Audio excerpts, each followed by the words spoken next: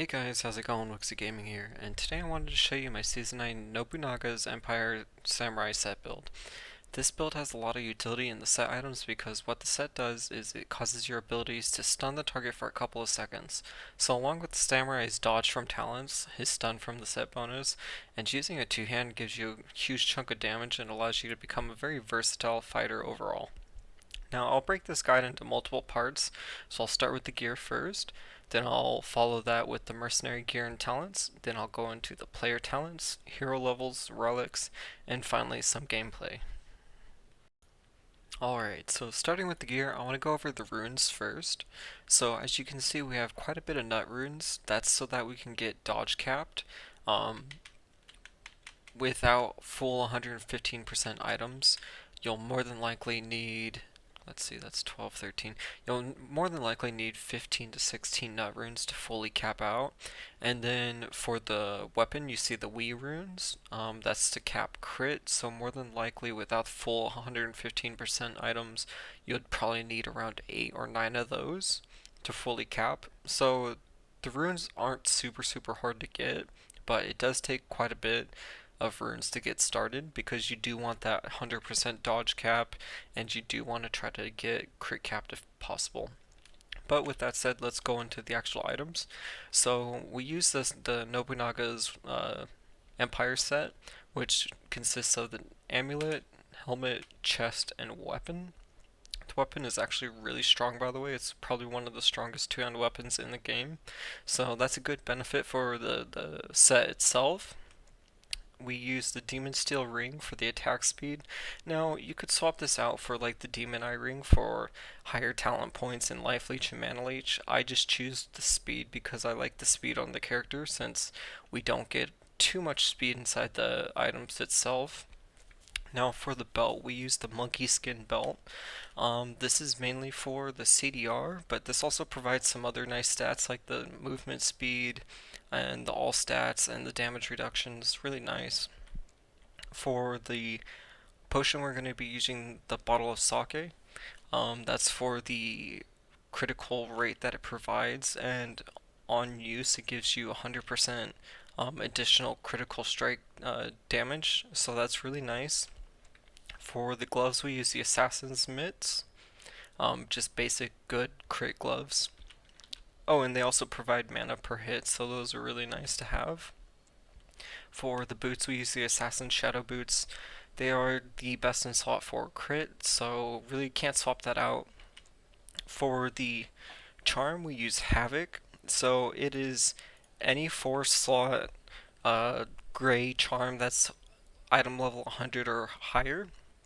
And the rune order on that is Dam, Jaw, Dao, Ox. So that's for that. Now getting into the minions gear, I swap it up and use the Wind Stride for the bow. Now, Wind Stride does not come with Mana Shield. That's just something I rolled while I was testing out ability tokens a while back, so disregard that. But it does come with the Faint Aura, which provides you 48 extra movement speed, so that's real nice. And this takes a 5-socket gray longbow base, and the rune order on that is Gaw 3, Def, Jaw, Nut, Gaw 3. So that's how you create the Wind Stride. For the chest, we're going to be using the Fortress, mainly for the Holy Freeze. And as you've seen in my other videos, the Holy Freeze hits really far, so it basically covers your entire screen, so it's a really good aura to have. And the runes on that is Fem, Gaw 8, Drax, Fox, Rex, Nut. And that takes any Scarab, Plate, Cuirass, and there's another one, I just can't remember the name right now, for the base. For the helmet, we use the Sky Crusader helmet with all Fem runes. This is because this is the highest percentage HP helmet in the game, and the Fem runes just help you stack more HP onto it. Now for the minion talents, basically all you care about is 30 points in rapid fire. Everything else can be whatever you want it to be. I usually do 30 in multi-shot, 30 in kneecap, 30 rapid fire, 1 point in each and then the rest in piercing shots. I don't know why this one's this way right now, but that's just the way I have it. Now for the player talents. You do 25 in Battle Glance. This is just really good damage. Don't not get this. This is one of your main damage abilities. We put 25 points into Evasion. Now, the tooltip isn't worded correctly. We did change Evasion a little bit to where it gives you 1% dodge per point up to 25%, and that also gives you one block stack for every 10, or yeah, one block stack for every 10 points. I mean dodge stack, not block stack. For every 10 points inside that. So it allows you to stack your dodge stacks way higher. We put 25 points into Bushido. That's just for the damage increase. It's really good. And then the last 20 points, you can kind of swap out what you put this into. I like to put it into Shuriken Throw, but some people put it into Last Samurai. It's kind of up to you. I just prefer the Shuriken Toss because it procs quite a bit. As you can see,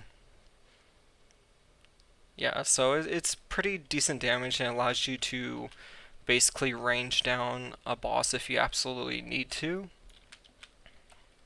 Now for the hero level, put all of your points into strength because that not only increases your base damage, it increases your ability damage as well. As you can tell from the tooltip right here, you see how you benefit from strength. So it's nice. Now, you don't get a whole lot of strength on this character, but it's still good to start stacking those points because they stack up quite a bit and it does boost your damage up quite a bit as well.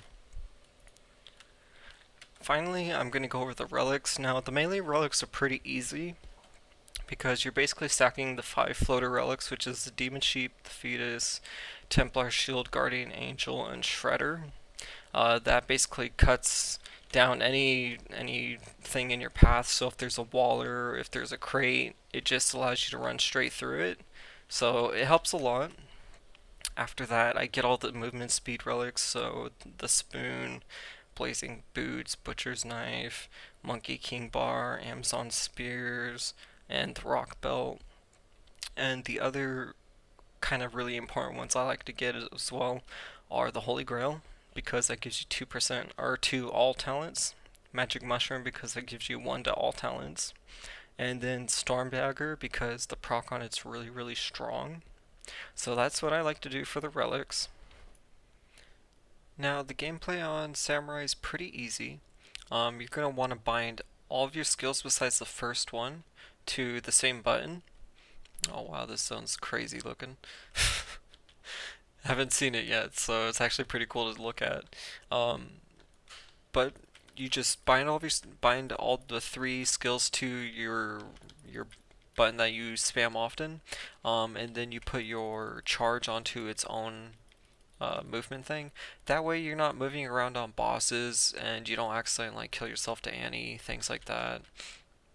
Also be careful when you're fighting Annie with Samurai, so be sure not to use your battle glance, or not your battle glance, your Last Samurai ability.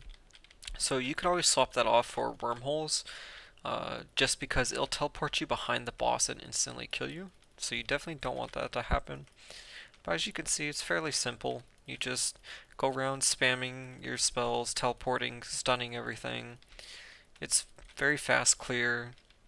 And this is one of the reasons why I like the Wind Stride on the minion, is that it allows you to just be extremely fast. So yeah, zone's already cleared. That was really quick. This looks so awesome. Sorry, I just have to take it in. Super cool zone. But yeah, that's pretty much the gameplay for the Samurai.